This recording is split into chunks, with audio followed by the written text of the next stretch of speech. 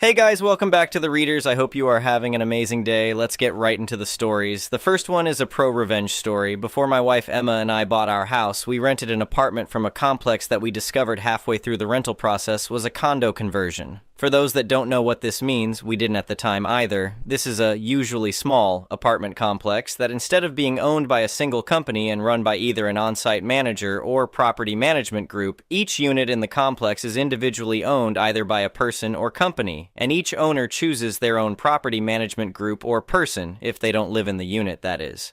In order for everyone to follow the same set of rules, they established an HOA that applies to all owners and/or tenants. We only learned about this when we were signing the lease agreement in June 2023 and were handed a badly photocopied stack of papers saying these were the covenants, conditions, and restrictions, CC&R, aka HOA rules and regulations, that we needed to follow. So we're just supposed to agree to all of this right now? I asked the property manager, Mr. Dawson. He shrugged. It's standard procedure. Nothing unusual in there. Okay, thanks for throwing that at us at the last minute, I muttered. I'd rented before and wasn't horribly worried about it as I had always been a good tenant, so we moved in and sat down to try to read the CC and Rs we'd been handed in a little more detail. Most were pretty reasonable. A few were kind of silly, but a few of them were contradictory, nonsensical, or just plain didn't apply. Check this out, I said to Emma one night. There's a whole section about the playground that doesn't exist and never has as far as I can tell. Maybe they planned to build one but never did, she suggested.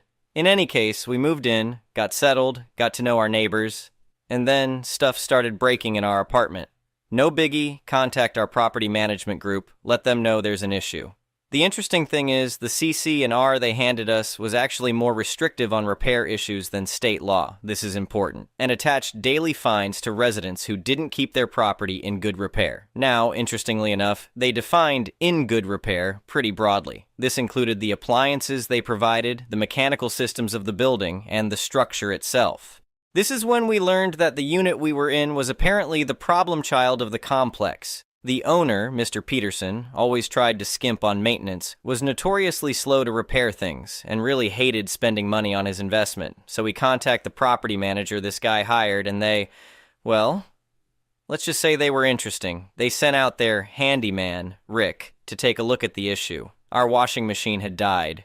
He looks at it, goes, "Yep, it's dead," and leaves. That's it. So I call up the property management folks before he's even left the parking lot. Me. Your guy just left here after taking a glance at the washer, saying it's dead, and walking out the door. Didn't say anything else to us. Property manager. Oh, it's not a big deal. We'll get a repairman out there in the next couple of days. Okay, just make sure you let us know when he's coming so we can be sure to be here. 5 days later, no repairman. Call them back up. Me. Hey, we still haven't seen the repairman or heard anything regarding when he's coming out. Property manager. Sorry, we haven't been able to contact the owner of your unit to get his authorization to send out a repairman. Huh, me. Well, any idea when you might get someone out here? Trekking to the laundromat to do our laundry is getting a bit bothersome. Property manager. No clue, we have to contact the owner first per his instructions. Me. Okay, can you hold on a minute? Thumb, thumb, thumb. I'm looking at the CC and Rs you provided us, looking at the section that states that the units are to be kept in good repair, and where it includes the appliances. I'm looking specifically at the section that says, all repairs must be started within 24 hours, and the section that states that owners will be fined X amount per day for repairs that are not started in that time frame. Property manager. Let me call you right back. Me. Please do. At this point, we are approaching 5 days and probably rapidly approaching the replacement value of the washing machine in fines. Emma looked at me with wide eyes. Did you just threaten them with the HOA rules? Not threaten, I replied with a grin, just stating facts. Well, that was the start of the war. Anytime something broke, they'd send Rick the handyman and things would either go unrepaired or get broken worse by this knucklehead. And Everything was a fight with Mr. Peterson. He tried several times to cause problems for Emma and me. Everything from claiming we had caused the damage to the unit. How did we cause the upstairs neighbor to just happen to put a nail through the main toilet sewer stack, and therefore cause raw sewage to leak between the walls? To looking for issues to cost him money. At the end, that was becoming true. But only because he was such an ass about everything. Here's where our revenge begins. The CC&Rs stated that all repairs had to meet current applicable building codes. Now, normally some things get grandfathered in when you're dealing with older buildings like this, but hey, their CC&Rs are legally binding on all parties. Third sentence of the opening paragraph, if memory serves. Well, we had an issue with our windows. They wouldn't close unless you pushed on them from the outside. Old crank to close casement windows. Simple fix, just replace the crank, right? Except by this point I'd gotten thoroughly pissed off by Mr. Peterson and his shenanigans on different issues over the few months we'd been there. So I called up the property management company. They come out to replace the cranks on the windows. And then I point out the fact that the CC and Rs require repairs to be up to code, and those single-pane aluminum-framed windows are not up to code. "What exactly are you saying?" asked the repair guy. "I'm saying," I replied calmly, "that according to the CC and Rs, all repairs must be up to current building code. These windows aren't—" "Yep, they got to replace all the old aluminum windows in our apartment with double-pane vinyl windows." "I can't believe that worked," Emma said when the crew showed up to install the new windows. "Just wait," I told her. "I'm just getting started." I waited until they had replaced the siding and repainted everything to match to point out that the windows in the bedrooms were not up to code. They did not open sufficiently wide to be considered egress windows per code. "Are you kidding me?" Mr. Dawson said over the phone. "We just replaced those windows." "Not my problem that you didn't check the egress requirements," I replied. "It's in the CC and Rs, and I've got the building code section right here." So they had to put us up in a hotel until they got that one fixed. They had to open up the wall on the inside and reframe the windows in both bedrooms to meet current code. I talked to the contractor one day. That one cost about $5,000 start to finish. "You know, I've never seen anyone use these rules like this," the contractor James told me. "Most tenants just put up with this stuff." "I'm not most tenants," I replied. The worst, though, was the mold issue. The way our unit was constructed, it was a quasi-basement unit, which meant they didn't have to install fire sprinklers since it was 2 floors and a basement instead of 3 floors. The bottom half of the bedroom walls was poured concrete, and those walls were always cold. The last winter we were there, around January 2025, we started to see mold develop on the walls due to the condensation and poor air movement in the closet, and that mold transferred over to some infrequently worn clothes and started growing like mad. Contacted the property management company. They sent Rick the handyman with a bottle of bleach and some rags. Their next suggestion was to hang some of the damp RID containers to try to absorb moisture. Then they slapped another coat of paint on the concrete wall as if that was going to do anything. "Rick, that's not going to solve the problem," I said as he wiped down the wall.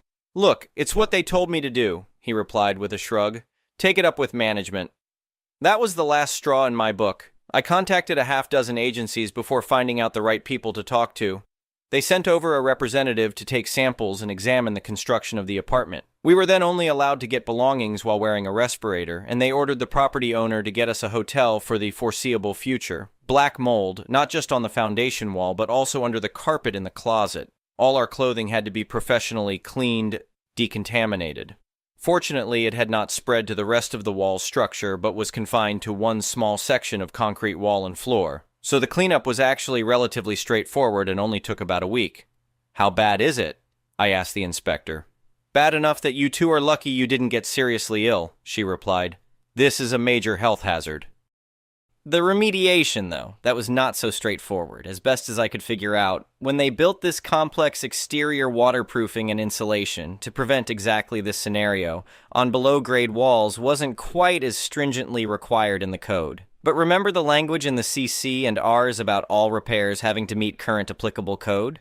Whoops. They got to excavate all the way around the foundation wall, back to about 3 feet to give them room to properly work on the wall. They got to pressure wash the outside of the foundation wall, then apply the correct, expensive, waterproofing to the outside of the foundation wall. Then they got to install foam insulation blocks, also expensive, on the exterior of the walls a week or so later, after all the waterproofing cured. Now, while that last one wasn't Mr. Peterson's fault, if he hadn't been such an ass about the repairs, and had been even the tiniest bit cooperative on repairs, I wouldn't have dug nearly as hard into making sure it was fixed right. And if the HOA's CC and Rs weren't so poorly written, he could have probably gotten away with a lot less. When I asked the contractor for a ballpark of how much something like this cost, his answer was more than $10,000. He wouldn't specify how much more. "Between you and me," James whispered, "it's closer to $15,000. But don't tell anyone I told you. For those keeping score, that's over $15,000 in repairs. We were in this unit for about 2.5 years. 2 years on a lease from June 2023 to June 2025. The remaining 6 months or so were month to month as we were wrapping up on buying our house. Our rent was $750 a month, and from what we could find online on the purchase price of the unit and when it was purchased, the mortgage for it was probably about $500 a month. Even without assuming other expenses like insurance, etc., that meant at most a profit of only $250 a month. That's only about $7,500 in profit for the whole time we were there. I almost feel bad for him, Emma said as we packed up to leave. Don't, I replied. If he'd just done the right thing from the beginning, none of this would have happened. So if you are a landlord, don't be an ass. It may cost you way more than you expect. The next one is an entitled people story. I need to tell you about the most satisfying moment I've had in my 20 years of running a marina. It involves an entitled boat owner, a ridiculous demand, and the sweetest malicious compliance I've ever executed. For context, I inherited this marina from my uncle about 15 years ago. It's a modest operation with about 40 slips, located on a pretty nice stretch of waterfront. Nothing fancy, but we keep things clean, well-maintained, and our rates are fair. Most of our customers are great people who just want a place to dock their boats and enjoy the water. We have a waiting list because people actually want to be here. I keep my own boat docked at the marina in slip 37. It's a decent-sized fishing boat. Nothing extravagant, but it's my pride and joy. I built a lot of it myself over the years, and I use it regularly for both fishing trips and just getting out on the water to clear my head. The slip I chose is in a corner spot that's a bit out of the way, specifically so I wouldn't be taking up a prime location that a paying customer might want. About 6 months before this incident, a woman moved her yacht into slip 35, just 2 spots down from mine. I'll call her Karen because, well, that's exactly what she was. From day one, she had complaints. The dock was too narrow for her liking, even though her boat fit fine and every other boat owner managed perfectly well.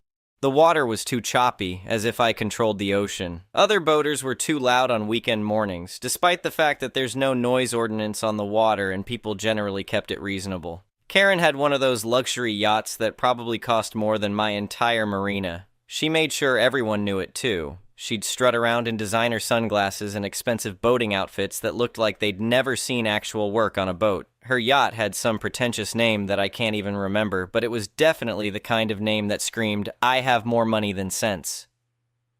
The thing about Karen was that she seemed to think paying for a slip meant she was buying partial ownership of the marina. She'd complain to my dock manager about other customers, demand we implement new rules that would benefit only her, and generally act like she was doing us a favor by being there. My staff started calling me whenever she showed up because they couldn't deal with her constant demands. She routinely violated our marina rules. We have clear regulations about noise after certain hours, proper disposal of waste, and keeping your slip area clean. Karen ignored all of them. Her parties on the yacht would go late into the night with music blaring. She'd leave trash on the dock. She even installed additional dock accessories without permission, which was explicitly against our lease agreement. Whenever my staff tried to address these issues, she'd either ignore them or threaten to take her business elsewhere. I usually let my manager handle customer relations, but I'd had to step in with her a few times. She never seemed to understand that we were actually being lenient with her because, frankly, she was more trouble than she was worth. Now, here's where it gets interesting. Despite docking at my marina for 6 months, Karen had never actually met me. She'd dealt with my dock manager and various staff members, but I'm usually doing maintenance work, handling paperwork in my office, or out on my own boat. I don't wear a uniform or walk around announcing I'm the owner. Most regular customers know me, but Karen had never bothered to learn who anyone was beyond my dock manager. One beautiful Saturday morning, I was working on my boat in my slip. I had the engine compartment open and was doing some routine maintenance, covered in grease and wearing my oldest work clothes.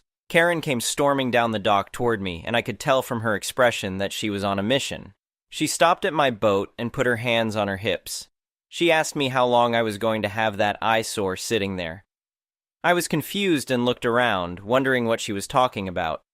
She clarified that she meant my boat, which she called a piece of junk that was ruining the aesthetic of the marina. I was genuinely taken aback. My boat is well maintained, clean, and definitely not an eyesore. Sure, it's a working fishing boat and not a luxury yacht, but there was nothing wrong with it. I told her I wasn't planning on moving it anywhere since I used it regularly and it was in my assigned slip. That's when she really went off. She informed me that she'd been talking to other yacht owners and they all agreed that boats like mine shouldn't be allowed in a marina with luxury vessels. She said it brought down the whole neighborhood and made the marina look low class. She demanded I move my boat immediately to a different marina, or at least to the far end where it wouldn't be visible from her yacht. I'll admit, I was pretty angry at this point, but I also realized she had no idea who I was, and that gave me an opportunity. I asked her what authority she had to make demands about where boats were docked.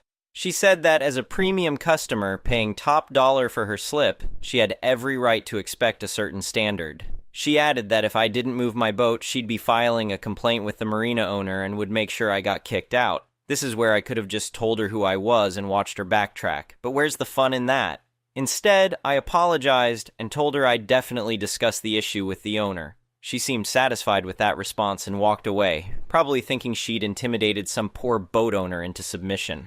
I went to my office and pulled out Karen's lease agreement. As I suspected, she'd been violating multiple terms. The late-night parties, the unauthorized dock modifications, the improper waste disposal, and several other infractions I'd documented over the months. We'd given her verbal warnings that she'd ignored, but I'd never pushed for formal consequences because I try to work with customers when possible. I also reviewed our slip assignments and rates. As I mentioned, I'd deliberately chosen slip 37 because it was out of the way, but there was another slip available that would technically accommodate her yacht. It was slip 12, which was in the oldest section of the marina, closest to the parking lot, with the most foot traffic, and right next to where we stored maintenance equipment. It was perfectly functional, but definitely not the premium waterfront location she currently enjoyed. Then I crafted my malicious compliance. I drafted an official letter on Marina letterhead as the owner. I explained that due to her recent concerns about slip assignments and her expressed dissatisfaction with the current arrangement, I was happy to accommodate her request for changes. However, I noted that her demands regarding other customers' boats were inappropriate, and I couldn't force any paying customer to relocate based on another customer's personal preferences. But here was the kicker. Since she'd raised questions about slip assignments and seemed very concerned about the positioning of boats at the marina, I was conducting a comprehensive review of all slip assignments to ensure optimal placement. As part of this review and given her expressed desire for changes, I was reassigning her to slip 12, effective immediately. I also addressed the lease violations. I noted that while conducting this review, I'd discovered multiple breaches of her lease agreement. I gave her the option to either comply with all marina rules going forward or terminate her lease with 30 days' notice. If she chose to stay, any future violations would result in immediate lease termination without refund. Additionally, I informed her that after reviewing current market rates, her monthly slip fee would be increasing. This was actually legitimate because she'd been grandfathered into an old rate, and new customers were paying more for similar slips.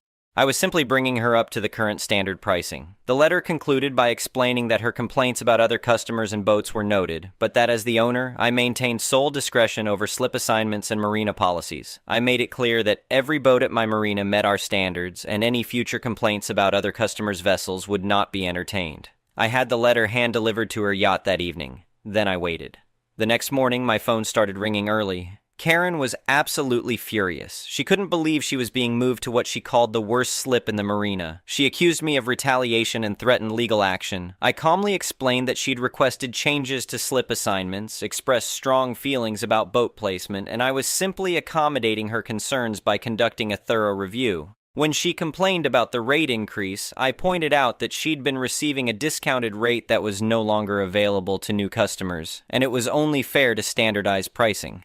When she brought up potentially leaving, I reminded her that she could certainly terminate her lease with 30 days' notice as outlined in her agreement. She demanded to know which boat belonged to me. I told her it was the fishing boat in slip 37, the one she'd called an eyesore. The silence on the phone was absolutely golden. She realized she'd essentially complained about the marina owner's boat to the marina owner.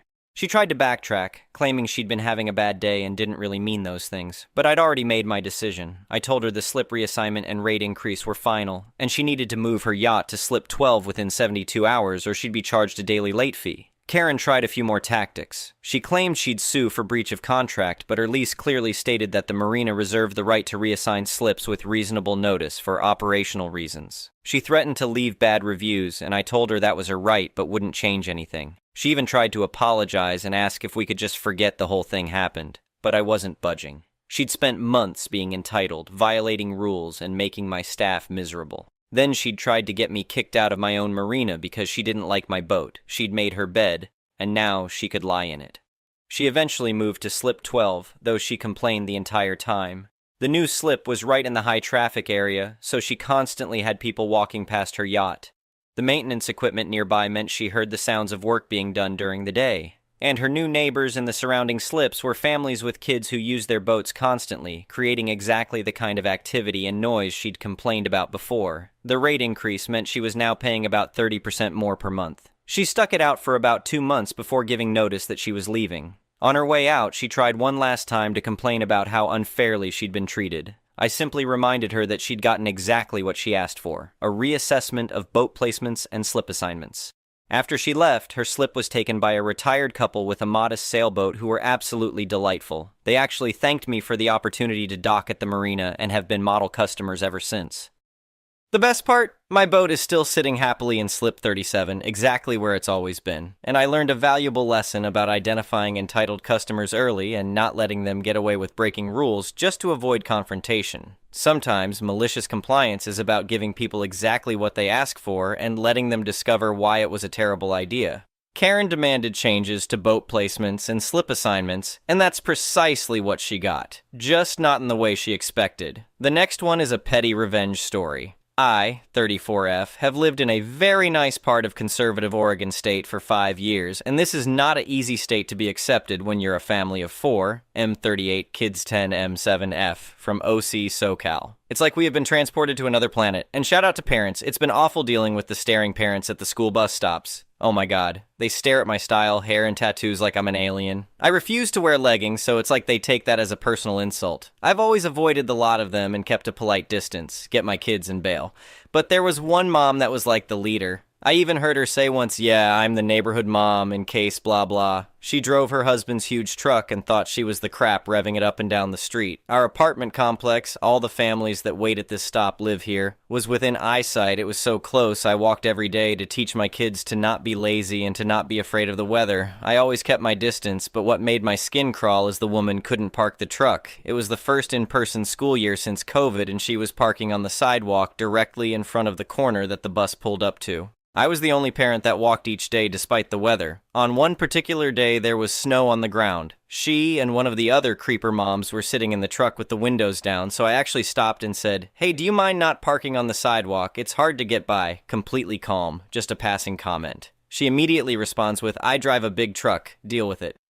I was not expecting that reaction at all. Her friend was closest to me on the passenger side, frantically trying to roll up the windows, but at the last couple inches, I come out of shock and say, "Then learn how to drive it, then walk away." The next day, I walk up the sidewalk, and there she is in the rain, now blocking the sidewalk. I call the non-emergency police line, and they said they will keep an eye on the corner for afternoon drop-off. When the afternoon comes, there is a black Tesla sitting there with gray lettering that says police. Truck idiot pulls up on the sidewalk not seeing him. She's bumping 2000s techno and has kids jumping around. He walks over and talks to her and leaves. I then get a call from the officer to offer some comfort, I guess. He gave her a ticket for driving with kids not in their seatbelts and gave her a warning for parking on the sidewalk, forcing people to go around her into the street on the icy ground.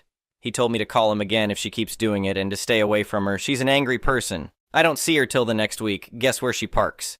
I call the officer's direct hash he had given, and he comes within minutes pulling right along her truck. All the parents are staring. But I do notice that the friend that had been in the truck is now staring at me. I stared straight at the street ahead of me, praying for the bus to appear because I was trying not to laugh. I have always left these women alone.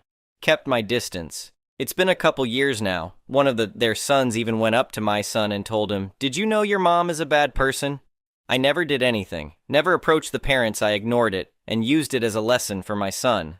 Now I found out how far her new tickets have added up to. She racked up $800 in tickets. She hasn't gone to the bus stop since. I eventually figured out she does still live here. I haven't seen her at the bus stop since the second cop interactions. I see her driving around. Now she drives an ugly little gold Honda. I'm the last person that wants to duck with you, but if you won't stop, what can I do?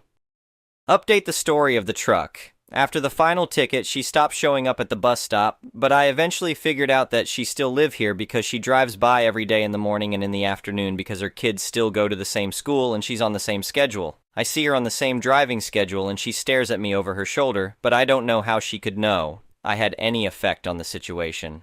This year, 2025, I have seen her at school events with a new man, so I don't think the husband just took the truck away on timeout. I think the husband left her at some point and literally took the truck away with him. Add on, keep in mind that I did not call anybody to report her driving with kids hanging out of her truck or in the back of the truck. I only called to see if they would keep an eye on the bus stops because in the bad weather, people were parked in the sidewalk. I didn't report her license plate or anybody specific, so the day that she rolled up with the kids all over the truck, the cop went up to her on his own, and she argued with the cops, yelling that she does this all the time. The kids weren't even hers. She was doing carpool. The reason she was at the bus stop was to pick up her kids that take the bus with my kids. The next one is a malicious compliance story. To understand what happened, you first need to understand two people, Susan and Jack. See, I used to work part-time at a burger joint that has a drive-thru, and I was often the one at the window. Susan was a regular customer, and everyone there had an opinion about her. She's very particular and has a tendency to snap at you if you don't do it right the first time without being asked. I was her favorite employee, though, because I would always take the time to chat with her if we weren't busy. She was actually quite pleasant once you got to know her, just a bit prickly. Now for Jack. He was the new GM brought in to fix the restaurant. Now, I don't think there was anything that needed fixing, but the owner disagreed. He was originally meant to be the assistant GM, but then the owner fired our old GM and Jack was put in charge. He was a piece of work, the kind of manager you don't want to have. My favorite Jack moment was when he pulled all the staff on shift into the back while we were still open to lecture us on not smiling enough. You know the type of manager. On to the story. Now, one thing we had to do in the drive-thru is put a numbered sticker on the car's side mirror. This sticker was used by the runners who took food out to identify the car, so it's very important. Susan, however, didn't like having the sticker on her mirror. She was convinced she would get in an accident if the mirror was covered even a little, and always insisted on having it put on the car door instead. This wasn't out of the ordinary. We put stickers on doors all the time when we couldn't reach the mirror. However, Jack decided he wasn't having it, and made a new rule that we could only put stickers on mirrors. I figured, okay, but if the customer asks for it, it should still be fine, right? Wrong. I got chewed out for putting the sticker on Susan's car door. I tried to explain to Jack why I did it, but he wouldn't listen. Eventually, he just huffed at me and said, "Look, you need to put the stickers on the mirror, not the door, no exceptions." Well, fine then. Cue malicious compliance. The next time Susan came in, I put the sticker on her mirror, as ordered. She was confused, as I always put it on her door without being asked, and snapped, "What are you doing? Don't put it there. I'll get into an accident." I explained to her the new rule, and that my hands were tied. I didn't want to get in trouble after all. Then, I told her that it was Jack's rule. I didn't get to witness the next part directly, unfortunately. However, I heard about it secondhand from my coworkers. Apparently, when one of the runners brought her food out, she stopped them and asked them to grab Jack. She then proceeded to give Jack the ass-chewing of a lifetime about his dumb rule. One particular quote that was relayed to me was, "What point is there to force them to put it there? They can see it just fine on the door." My thoughts exactly, Susan. Anyway, the rule was later amended that customers could request for the sticker to be placed on their door. Sorry it wasn't as dramatic as most posts on here, but I wanted to share my bit of compliance. The next one is an entitled people story. Several years ago, my sister heard a rumor about my brother and automatically went onto social media, shared personal details about him, and refused to let him come near her children going forward. This rumor turned out to be nothing to do with my brother. My sister continued to share false accusations about him and refused to listen to anyone. Her relationship with different family members disintegrated, and she sent a message to all family members threatening to disown them and not let them see her children unless they cut my brother off. I didn't agree to that, and neither did any other family, so she carried through with her threat and blocked everyone online and stopped attending family events. A few months of silence followed before being interrupted by an email sent to half the family. She accused everyone of upsetting her children because they didn't send them any presents or Christmas money for Christmas. The explanation was that we would have, but the last time someone had contacted her, she had sent them a reply full of insults and threatened to file a police report if anyone contacted her. This continued to the next birthday for one of her children, where, again, she messaged family saying that she thought we would have learned our lesson from Christmas. She followed this up by expecting my parents to kick my brother and I out of the house for a week so her and her children could stay with them whilst they were in between moving homes, despite not having talked to my parents for months. This was shot down, but not without social media posts about family ignoring family, and started accusing us of disowning her instead and that we hated her kids. We still don't talk, and whilst I miss my nieces and nephews, I don't miss my sister's entitlement. Anyway,